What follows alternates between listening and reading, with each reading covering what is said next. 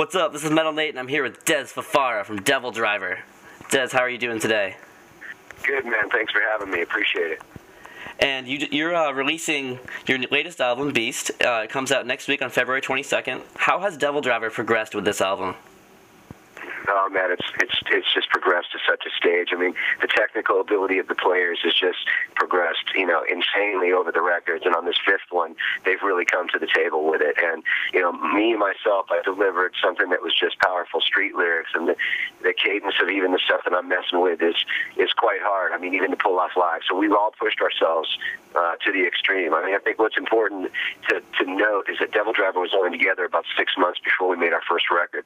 So that being said, most bands have about 5-6 years in the trenches. They get to really define themselves and find out who they are before they sign up. But we've released, a large body of work in a short time, 5 records over 8 years, and that's to keep defining ourselves out there to our fans and people who, like our music, and to ourselves, try to find out what we can do and how we can push it. I mean, I think that Beast is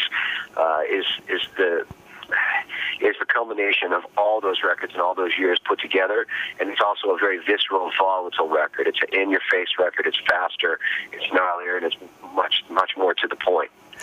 Where did you draw your lyrics from? Because it seems like an angry album with song titles like Shitlist and You Make Me Sick, for example. I mean, this is just, art should reflect the time and the place that you're in, and I was in an extremely dark time when we were writing, when we were recording this record. I mean, I had to leave the recording process numerous times. It was not a good time. I'm lucky I had my family and good friends beside me, so, that adds to, the visceral quality of the art, and I think it's going to reflect where you're at when you make it. So as far as what the influences are, things in and around my life. This is a very personal record to me and all the guys. And musical influences for me are everything from Black Flag to Black Sabbath to Bauhaus. I mean, I listen to all music, to the blues, to black metal, Okay. And as you mentioned, you've put out 5 albums in the last 9 years or 8 years? 2002, right? 9 years. Okay. Are you guys going to slow down at all, or are you going to keep it coming? Well, here's the thing, man. I think, we write. I mean, we're prolific in our writing. I mean, we're already writing right now, and Beast isn't even released yet. I think that's just what we do as musicians. Making you wait more than 2 or 3 years is just, it's a long time to wait for, if you're into the artist, it's a long time to wait for something else musical to come down the pipeline. We've been very fortunate that whenever we've had the time, we've also had the songs. So we've been able to go in and record, put out a record every 2 years. That being said, with the release of Beast, we're going to run longer and harder on this one. So it's probably not going to be 2 years, before you get the next Devil Driver record. So hold on to this one for a little while, because there's going to be a lot of touring coming down the pipeline. That's okay. If anything, I think this is probably my favorite album since The Last Kind Words. The Last Kind Words was a really, really good record, and I mean, Not All Who Wander Are Lost, killer track. We keep defining ourselves, I mean, that's why I told you that, we were only together a short time, man, before we made our first record, because, I told the record company when they first signed us, I said, look, man, album 5, 6, 7, 8, 9, I mean, that's really where you're going to get the best from us, because we're going to start to learn how to gel as a band, and that's what's happening, and all art should reflect wherever you're at. And Pray for Villains is a different kind of record. That's really fun to do. I fell in love with that record when I started demoing the record. That's when I really fell in love with Pray for Villains. And as far as lyrically, I got a chance to come out of the box and do third-person storytelling. And this record, Beast, is much more to the point, much more personal, and where I had tons of songs written for Beast, as soon as I got the demos, I threw it all away and started writing right was happening to me right there, right in life. And, that's what came out down on the page and down to the audio. So. Okay. And I guess kind of more random questions now. What could you see yourself doing if you weren't doing metal music for a living? I don't know, man. I could do a lot of different things, I come from a construction family, so I did that all my life anyways. So I don't know. I could do multiple things. I mean, I never really thought about it. I was always kind of one-minded. I mean, I did what my parents told me to do, which is, as you're a musician, keep your day job until you can cross over and be a musician full time. So that being said, I had a myriad of jobs on the way up, and anything to work to Fair enough. And you've got a little musician at home, right? You've got a young one at home, right? Yeah, a son who's playing drums, right? Yeah, I've got 3 boys. Oh, wow. 3 boys. And I've also got a Doberman and a Great Dane puppy sitting here too. So. Wow, big family. Full household. Yeah. Are they all musicians? Not the Doberman, obviously, and the puppy, but. Well, my youngest is a musician. He's a drummer, and I bought him a drum set and set it up in the living room the minute he won one. And he started his first song he tried to bite off was "Rain and Blood" by Slayer. So it was a pretty proud moment at that point. That's awesome. My middle one is into everything that's rap. And my eldest is a shredding guitar player, and he's into anything that's like kind of alternative music, And he came on stage with Devil Driver at a sold-out House of Blues show in L.A. and didn't miss a beat, man. Played a song with us, so I'm really proud of him. That's so cool. Two of them are musicians. Yeah. We'll see what the Fafara boys are going to do later on in life. Yeah, for sure. I mean, I'm a drummer myself, so I can totally appreciate the young one as well, and the fact that your oldest went on stage. I mean, that's fantastic. I support it, man. I support the artists, and anything musical is going to definitely shape their worlds. I mean, mathematics, everything gets better as soon as you introduce music into a kid's life. And I've seen that happen, firsthand with my kids. So. Yeah, definitely. I agree fully on that one. And I guess another sort of random question.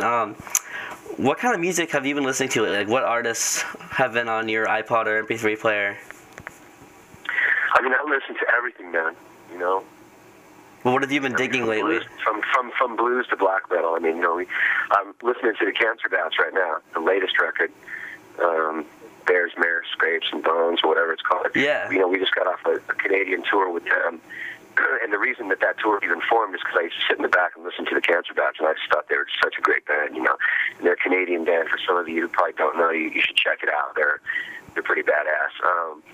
That being said, I'm listening to the new Off record. I think it's the first real punk rock I've heard since early Black Flag. About 82. 83 is where I started to lose flag, so I think the Off record is amazing. And so if you're into punk rock and you're into real deal California punk rock, go check out that record. It's called Off. Awesome. And you're headed to Australia to play Soundwave in late February, early March. Do you have anything else you can reveal for your tour plans this year in 2011? Yeah, well, we're going to be booked up till about late 2013. That's why I said it's probably not going to be 2 years when you get the next record, because we've got touring plans. We're going to come home for a little while, but we just got confirmed last night for main support across the United States with a very legendary artist. That's all I can say. I can't tell you who it is right now because we just got confirmed. But I'm looking at the dates, and it'll be a good time. So. What months can you reveal that? April, May. Okay. And anywhere near Maine? And then we are talking about doing something in June and July as well. So I mean, we're gonna spend a lot of time in the United States this year, but not on a headlining basis. We're gonna be touring with a lot of other bands. Okay. Anywhere near us up here in Maine? Yeah, most definitely. I can see East Coast on the ride in for sure. So. Oh, fantastic. Yeah, it'd be a good time. And with so many albums now, 5 albums, how are you dividing up the set list for Soundwave, and subsequently, how do you envision dividing it up between the albums? Well, we're usually taking about 4 or 5 from each record. I mean, we're playing a lot of tunes. You can come see us in an hour and 10 minutes. We'll play 16, 17 songs. So we're really cramming it in there. But how you pick them, we've generally been playing a certain amount off of each record, and we know which ones people are familiar with and what goes off live, and then we throw in a few others just to mix it up. And off the new record, we're going to be playing Dead to Rights, and I'm pretty sure You Make Me Sick. We've got a rehearsal coming up this weekend, so I think we're going to learn that too. Oh, cool. And what are your goals and I guess just generally for the band in 2011? Goals are to tour, man. Goals are to out-tour everybody. That's it, and because stemming from that, you'll get everything that you wish for after that, which is fan base and everything else. So we tour relentlessly, you know. And as far as that, I'm just really looking forward to this record get out. I mean, we've had it in the pocket now for almost 8 months and keeping it to ourselves, and now finally, you know, the public at large is getting to hear it. And when we released Dead to Rights to the Roadrunner website, we crashed their servers. Yeah. It's never been done in the history of Roadrunner Records. So, I mean, you know, our team really worked hard for us, and we're appreciative of it. And if that's indicative of, you know, the nature of people, the want for our music, then I'm excited to see what's going to happen. That's awesome. I can't wait. This album is so good, and I know it's going to be huge. We appreciate it, man. We worked real hard on it. So, I mean, I do think it offers a fucking volatile quality, you know. Yeah. So Definitely does. And I guess one last question. So you're gonna be touring all over the place, but is there any goals you have left? Are there any goals that you have left, or anything that you haven't achieved yet that you want to achieve, as far as like bands you would kill to play with, or just like artists you really love to jam with sometime? yeah, look, I'd love to do a tour with. I'd love to tour with Metallica. We've never done that. I think that'd be an experience, you know. But you can probably talk to any band, whether they're in their garage or on their 5th or 10th record, and they'll say, you know, tour with Metallica would be a good time, you know. But there's all sorts of artists out there I'd love to get together and collaborate with. I'd love to tour with Keith Morris with this new thing Off. I mean, I think it's an amazing record and really killer punk rock. And so there are definitely a lot of artists out there that I still want to tour with. I mean, I look back on the touring that I've done in the past, and I mean, I just can't believe, you know, how fortunate, and some of the bands that I've been fortunate to share the stage with. You know, I mean, I started my career touring with, you know, Black Sabbath and Pantera. I mean, it's pretty crazy, you know. And keeping that in mind, that I'm still like a kid on the outside looking in on what I do. That's how I gain perspective, you know, and stay grounded. So I'm amazed at everything that's happened along the way, and there's plenty to do in the future. So you see Devil Driver 5 years down the road, still tearing it up, still making awesome records, and still touring? I'm telling you right now that you know, like I said, number 5, 6, 7, 8, 9. That's when we're going to start to gel. Okay, good. You know, some bands get together, they make their first 2 records, and after that they suck.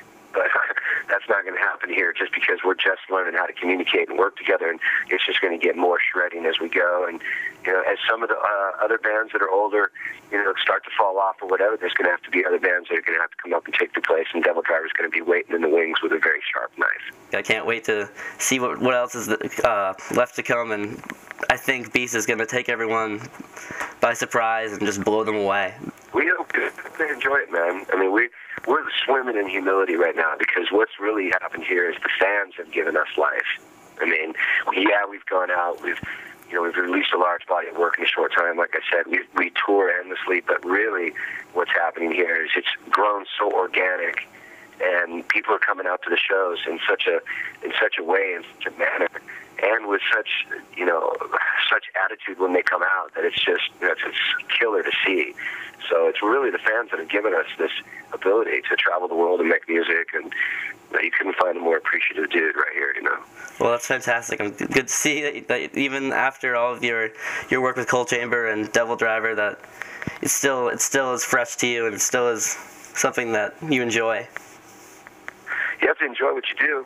I mean, if I didn't enjoy it, I wouldn't do it, you know, because it could be a grind for other people, you know. But and everything I've done up till now, I've had a good time doing it.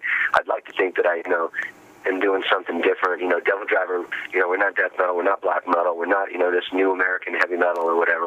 You can't really categorize it. Yeah, it's not really subgenre definable. You know, with Cold Chamber, that was the same. You know, you really couldn't categorize it. It took people 10 years to, like, you know, label those bands, including. So at this point right now, it's feeling fresh to me, and it's feeling like we're doing something we're bringing the scene some kind of volatility. You know, you can come to a show, you don't know if the cops are going to come, you don't know if there's going to be a riot, you don't know if there's going to be fights. And for me, that's what brought me to music when I was young, is that pit in your stomach, that butterfly in your stomach when you go into a gig. You just don't know what's going to happen. I'd like to think that, you know, both on Beast, on the new record, and live, we offer that. And when we stop offering that, then I'll stop completely. Fair enough. Well, thank you very much for the interview today. I really appreciate it. Appreciate it, man. Have a good night. Take care of yourself. Thank you. You too. All right, you too.